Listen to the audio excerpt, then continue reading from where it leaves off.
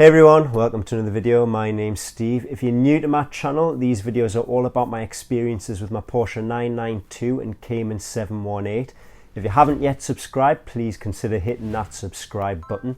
Today's video is all about the financial details of my 992 Carrera 2. So if you watched the video about how I financed the Cayman 718, I promised I was going to follow it on with the one about my 992, which is today's video. I ended that last video by explaining what I got for trading the car back in at the dealer. When I came and traded that car back in at the dealer, I didn't immediately go into ordering the 992. At the time that I sold that car, I was actually clearing the car finance in preparation for a mortgage. I drove that car with the finance cleared on it for about 3 months because it took a little bit of time to get that finance off my credit history. I realised I didn't really want to be driving around in a car with a complete finance cleared on it that was worth £38,000. And because of that, that's really the reason why I went in and traded the car in. I didn't really want to do it, but that was why I did it in the end. I didn't want to try and refinance the same car. So at that point I was carless. What did I end up doing? Well, I previously owned quite a few BMWs. I knew what the quality was like, I knew what I was going to end up buying, and I knew that the 1 Series was something that I was quite comfortable with. I hadn't had the latest version at that time, which has now been replaced with the current model, but I went in and I did a deal on a 1-year-old BMW 120i.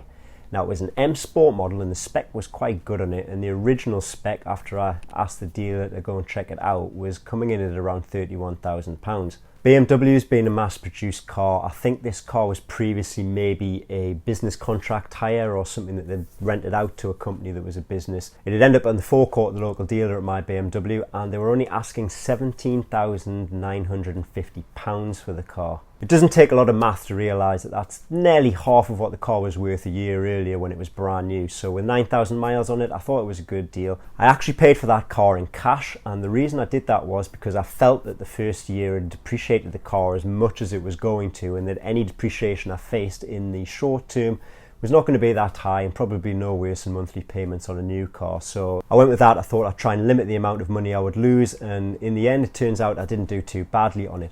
I ended up keeping the car for 10 months. I traded it in a month before my 992 was due to arrive, and I went and traded that car in at one of the local car trade places. Again, I was short of time on that car and I decided I didn't want to try and sell it second hand. I looked at the Auto Trader prices at the time. They were about 16,000 plus. As a private sale I might have got 16. I traded it in for 15,300, so I don't think that was too bad, and the cost of depreciation that I lost on the car cash was about the same as making monthly payments.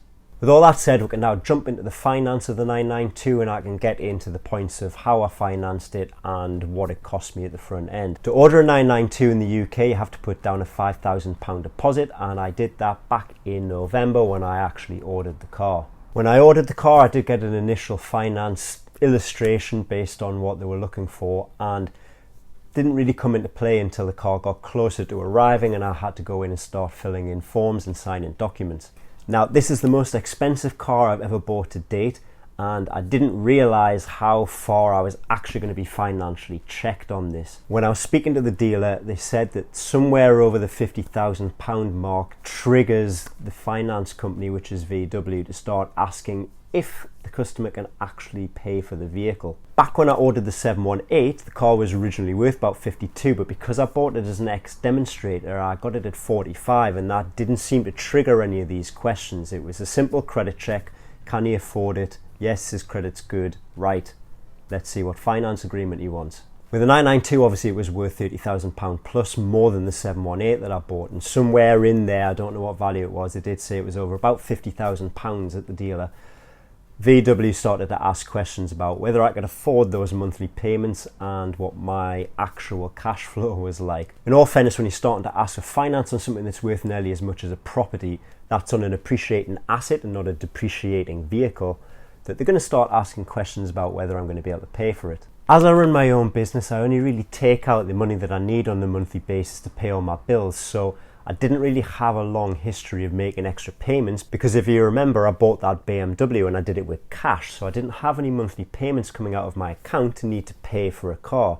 So the money running through my account for the last year was very low because I was only making the expenses that I was paying for mortgages and my general bills, which are not really that much. So in the end, after producing all the paperwork that would normally be required to mortgage a property, I agreed with them that I would pay somewhere around the payment I'd previously paid on the last 718 Cayman. They were comfortable with that because I had a credit history with them at that point.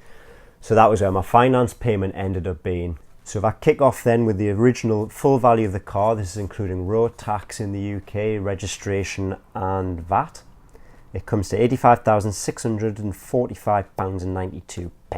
Inside of that, my road tax was £1,280 for the year and a £55 registration fee. So my monthly payment ended up being slightly lower than what my Cayman was. My Cayman was up in the £470 mark.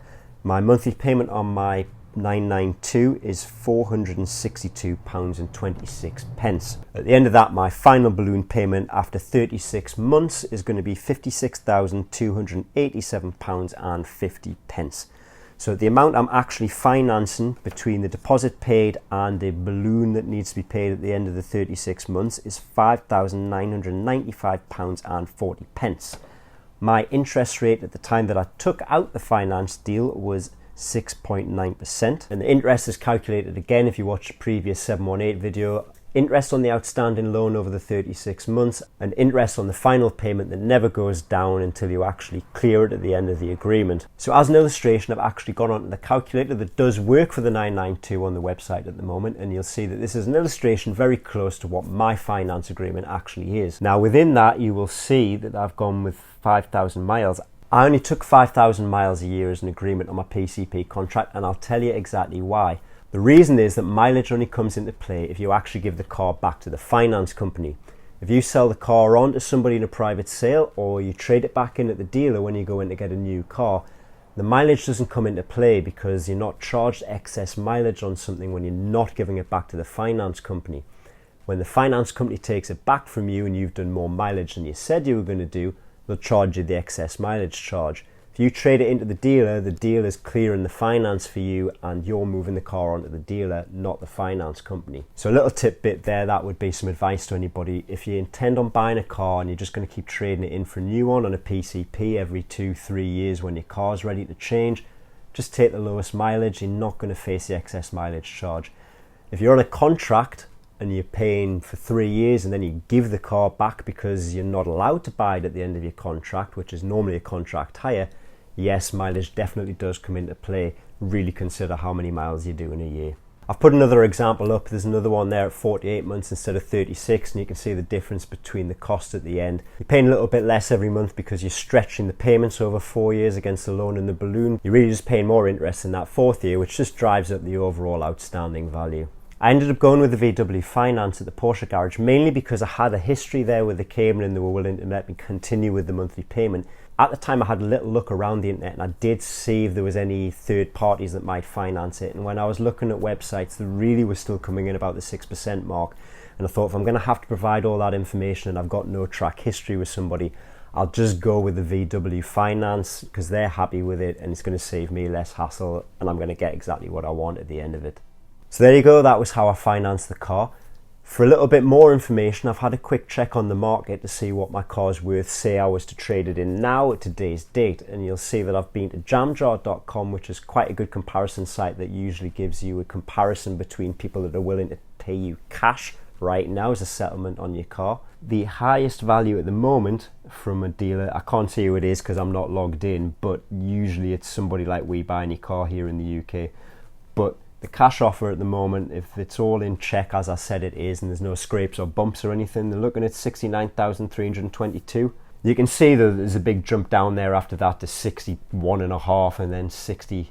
So there is a big variance there at the minute, and to be fair, I have actually looked online and I've gone to see what the car's worth actually as a value on the market, and there is very few cars out there at the moment on Auto Trader. That's not to say there isn't a few out on the market, but usually the Porsche dealers do put their cars out on Auto Trader, so I can see what they may be selling them for on the Porsche forecourt.